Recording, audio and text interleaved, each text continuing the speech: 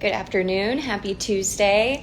My face is looking a little bit better than it was earlier today. If you guys were looking at my stories at all, it still look a little crazy. But anyways, I'm at our downtown office today, and I had a couple people ask me after I posted about those letters that I was writing for my buyers, how do I know if this is legit or not? Because I've gotten those before. So I thought I'd kind of touch on, I guess, my tips to know if it's legit or not.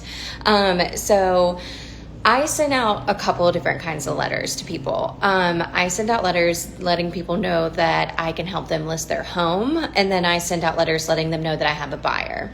Now, I for real have a buyer for those people that I send buyer letters out to. I make sure that I have a buyer. I wouldn't send a letter out to someone saying that I had a buyer, because as a realtor, one of the things that I need to make sure I'm doing is being trustworthy and honest, and I'm not going to lie to you. Now, I have a buyer that is interested in multiple condos downtown, and so in my letter, I specify that I have a buyer that has an interest in your building. If you're interested in selling your home, he is looking for this criteria. Is he going to buy in that building? Maybe, but the thing is we need to get into that building in order for him to look at the building and know if he's going to buy it. So I do have a legit buyer. The condos downtown are a little bit harder to get into because they're exclusive listings a lot of times, which means that they're not advertised on MLS and it's all passed on by word of mouth, even though they're represented by an agent. So think about where you live. Think about the criteria of what the real estate agent or the person who is writing a letter saying that they want to buy your home. Think about what they are saying. Are they actually talking about your house? So that would be my first tip. You know, your home, your neighborhood might have rules as far as, the people advertising listings. So they may really not be able to find a home in your, community, or maybe their kids, really have a lot of friends in that community and they really want to move over there. I mean, think about what the letter says as far as stuff like that goes. Another thing as far as listings go. So I send out letters that are letting people know, like, hey, I see that your neighbor listed their house for blank amount.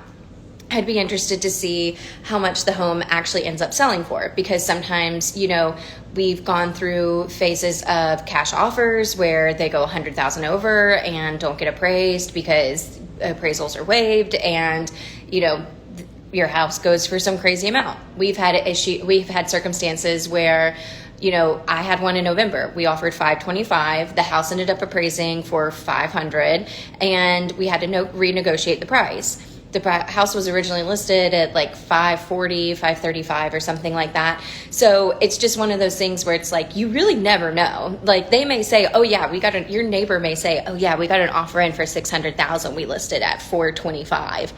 That doesn't mean that's what's going to happen at the closing table. So in my letter, I put, I'd be interested to see what they actually close for. And I would be interested to let you guys know, about that and more about your neighborhood. If you are thinking about selling, keep in touch with me. I'm happy to send you market reports and stuff like that. I love building market reports. I don't have a computer build my market reports. So the best thing to do is, one, call that agent, call that person.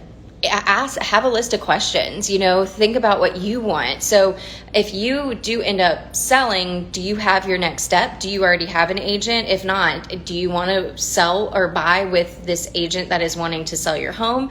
Are you wanting to buy with the agent who has a buyer that they're bringing in? Do you have a selling agent? Do you have a loan officer? Do you have the cash? Do you have the escrow? Do you have an idea of where you want to move? Do you want to upsize? Do you want to downsize?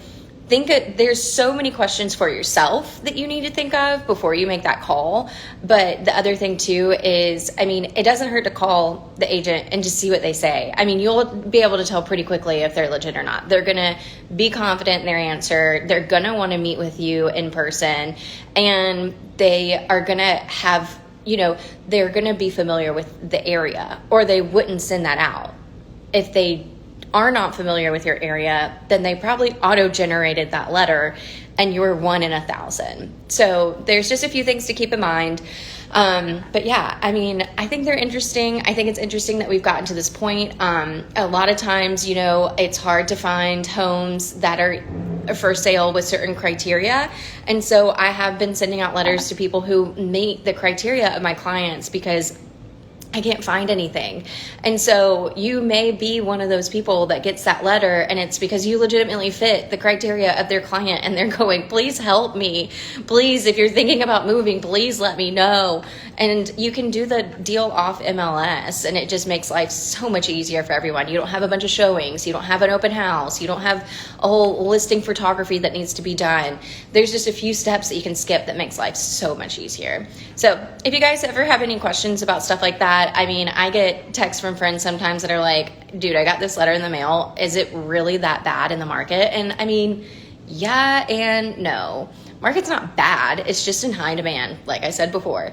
So best thing to do is just reach out to that agent, contact them, contact your agent friends, see what questions they may say. Hey, you should ask this, this, and this to make sure that it's a legitimate letter.